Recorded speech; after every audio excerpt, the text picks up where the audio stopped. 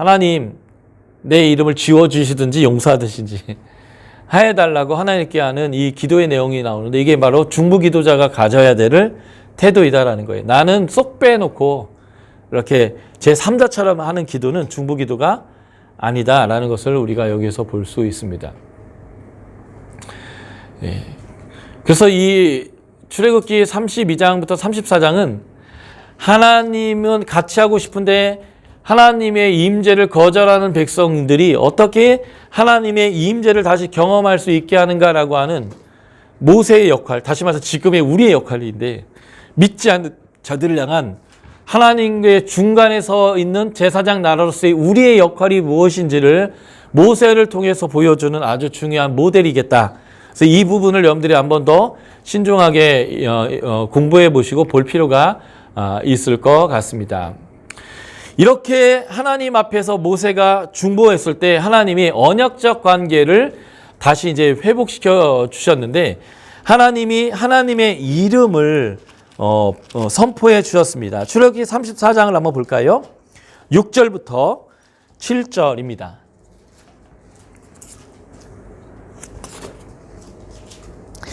출애굽기 34장 6절 7절 두 절을 우리가 같이 소리내서 읽어보도록 하겠습니다. 찾으셨죠? 시작! 여호와께서 우리 앞으로 지나시며 선포하시되 여호와라 여호와라 자비롭고 은혜롭고 노하기를 더디하고 인자와 진실이 많은 하나님이라. 인자를 천대까지 베풀며 악과 가실과 죄를 용서하리라. 그러나 오늘 면제하지는 아니하고 하나님 아버지 앞에서 네, 이것은 일종의 하나님이 이스라엘 백성들과 언약 관계에서 어떻게 하나님이 이들을 다스릴 것인가라는 것을 보여주는 하나님의 이름입니다.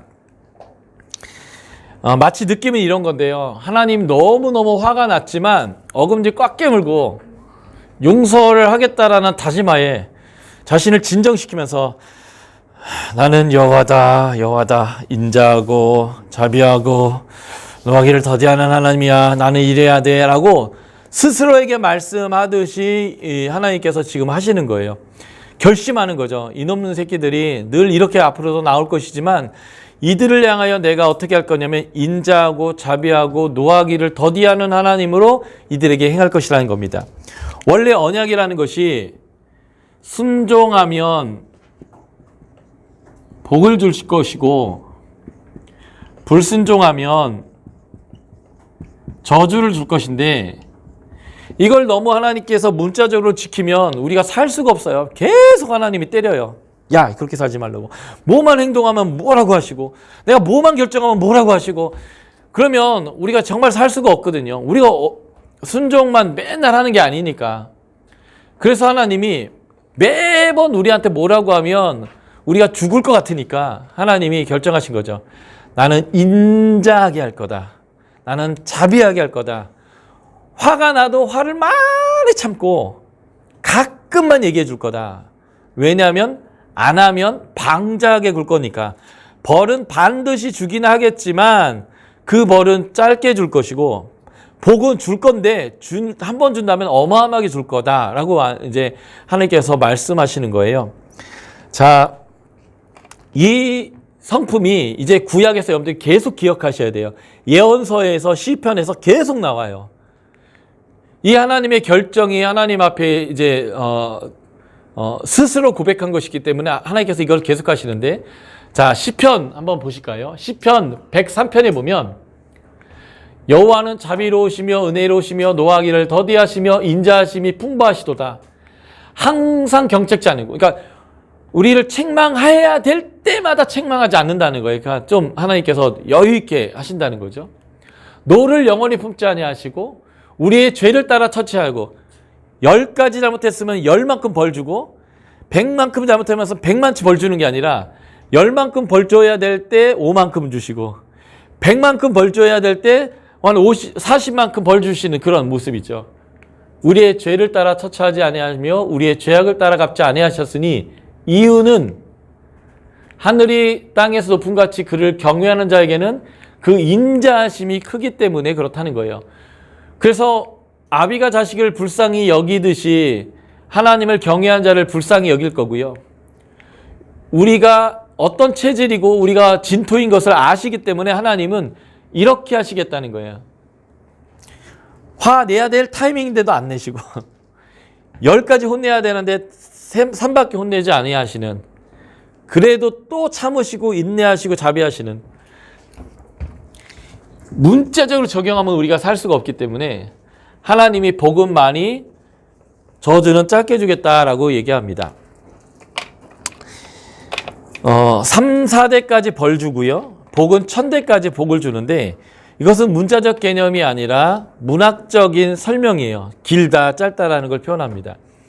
1000대까지 복을 주겠다라고 했는데 이게 1000년이 아니고요.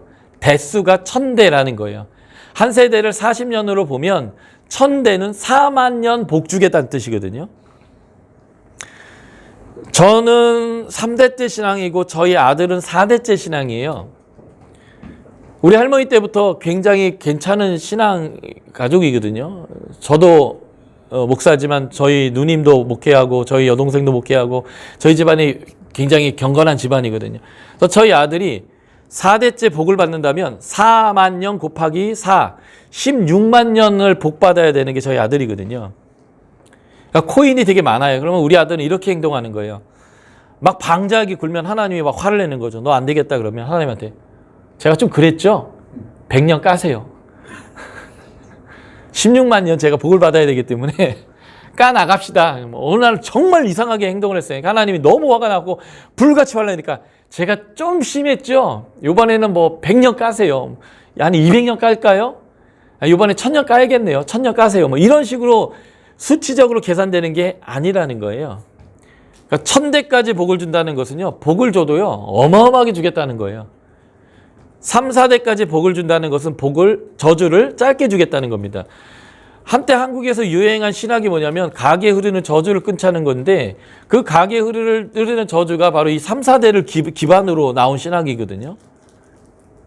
예, 그런 개념으로 이것을 봐서는 안 된다라고 분명히 신명기에도 나오고 에스겔서에도 나와요. 아버지의 죄 때문에 아들이 벌 받을 필요가 없다라고 명확하게 언급되어져 있다는 것이고요.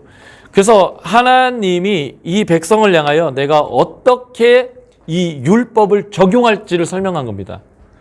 이것은 대원칙이지만 복은 내가 과하게 줄 것이고, 벌 줘야 될 때는 좀 참을 것이고, 인내할 것이고, 자비할 것이고, 덜 때릴 것이고, 덜 벌을 줄 것이고, 그런데 니들이 마음껏 죄를 질 수 있는 것은 안 되기 때문에 내가 그것을 알게 할 만큼은 반드시 벌을 주지만, 벌을 주다가도 중간에 내가 멈출 거야, 설 거야, 이렇게 얘기합니다. 나중에 이제 다윗이 인구조사 했을 때 하나님 벌 주다가 중간에 쓰잖아요. 예. 인자와 자비와 노하기를 더디하시는 하나님의 성품이 확 동하면 벌 주다가도 중간에 이게 멈춰버리고 하나님이 이렇게 하셨음을 후회하십니다. 이게 바로 이제 율법을 적용하는 하나님의 방식이 되는데, 하나님이 출애굽 시켜줘, 물도 줘, 먹을 것들 줘, 언약도 줘, 그들 가운데 함께 해주겠다라고 하는데 우상을 만든 이들을 향해서 하나님이 결정하신 성품이 바로 이 성품이다라고 하는 것은 이들과의 언약 관계를 하나님이 어떻게 집행해 나갈 것인지에 대한 명확한 설명이 바로 이 하나님의 성호다라고 보시면 좋겠고요. 이것을 신약적으로 연결하면 예수님이 성전으로 오시게 됩니다. 요한복음 1장 14절을 한번 잠깐 보시겠습니까? 요한복음 1장 14절을 찾아서 우리가 읽어보도록 하겠습니다.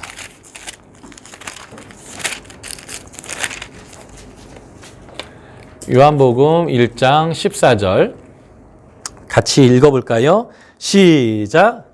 말씀이 육신이 되어 우리가 하시니 우리가 그의 영광을 보니 아버지의 독생자의 영광이 은혜와 진리가 충만하더라. 네, 말씀이 육신이 되어 우리 가운데 거하심에 할 때 이 거하심이라는 단어가 신약의 헬라어로 스케노라는 단어인데요. 이게 신약에 딱 5번 나옵니다. 이 단어가 5번 나오는데 요한복음에 한 번이 나오고 요한계시록 4번 나와요. 그러니까 요한만 쓰는 말이에요. 이 단어가 신약에. 그런데 이 요한복음 1장 14절에 이 스케노라는 이 단어가 의미하는 바가 뭐냐면 텐트를 친다라는 단어입니다. 그러니까 이것을 직역하면 말씀이 육신이 되어 우리 가운데 텐트를 치매 이런 뜻인데 그 텐트가 어떤 텐트냐면 출애굽기 40장에 하나님이 주신 그대로 만들어 식양으로 만든 텐트에 하나님이 영광이 임한 성막에 하나님의 영광이 임한 사건이 신약에서 한번 더 재현됐는데 그게 예수님이란 뜻이에요. 예수님이 출애굽기 40장이 완성된 성막으로 오셨는데 그 성막에 영광이 있더라는 거예요. 그 영광을 봤더니 은혜와 진리가 충만한 영광이었다는 겁니다. 이 요한복음에는 이렇게 표현해요. 율법은 모세를 통해 왔다면 은혜와 진리는 누굴 통해서 왔다고 표현해요? 예수님을 통해서. 그러니까 바로 예수님이 그 하나님의 은혜와 진리를 우리에게 주시려고 오신 성막이다 이런 뜻입니다.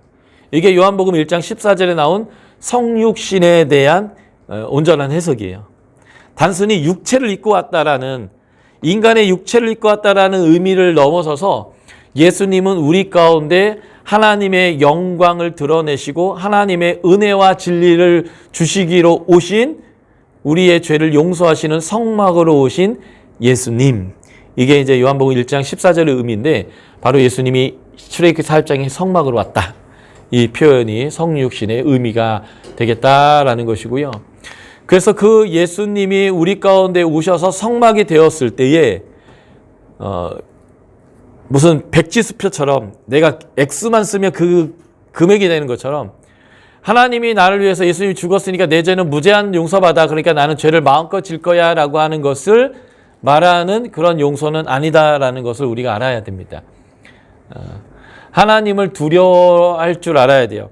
어제 제가 아브라함의 인생도표를 그려드렸는데 올라갔다 내려갔다 올라갔다 내려갔다 내려갈 때도 하나님이 계속 아브라함과 함께 해주셨던 이유가 뭐냐면 그가 어느 순간 하나님의 은혜를 알아서 순종하는 내려가는 선이 아니라 올라가는 시험의 관계에서도 그런 상황이 될 때까지 책임져 주는 것 그것이 바로 예수님을 통한 십자가의 은혜지 마음껏 죄를 져도 된다라고 하는 의미로서의 그 십자가가 아니라는 것을 우리 신학 백성들이 이해하는 것은 굉장히 중요한 것이죠. 그래서 우리에게 죄를 용서하러 오신 예수님 그 죄를 용서하러 오신 예수님과 함께 거하기 위해서는 계속적으로 마음 놓고 죄를 짓는 것이 아니라 그 예수님과 함께 동행하는 자로서의 삶을 살아야 한다라고 하는 용서와 그 은혜에 합당한 우리의 삶이 이렇게 조화를 이루어야 되는 것이 예수님의 성막으로 오신 하나님의 영광으로 오신 예수님과 관계하는 법이다라는 것을 우리가 좀 기억할 필요가 있을 것 같고요. 그래서 성막은 하나님이 우리 가운데 임하러 오셔서 용서하기로 결정하신 사건인데 예수님이 그 사건이었다라는 것까지 우리가 이제 출애굽기에서 살펴보면 좋을 것 같습니다.